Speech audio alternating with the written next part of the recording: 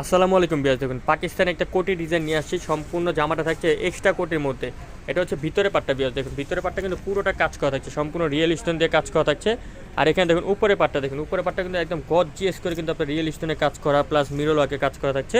আর এটার সাথে আপনারা একটা সালোয়ার পাচ্ছেন এবং ওড়না পাচ্ছেন, সম্পূর্ণ কাজ করা থাকছে পিওর জর্জেটের মধ্যে বিয়াস।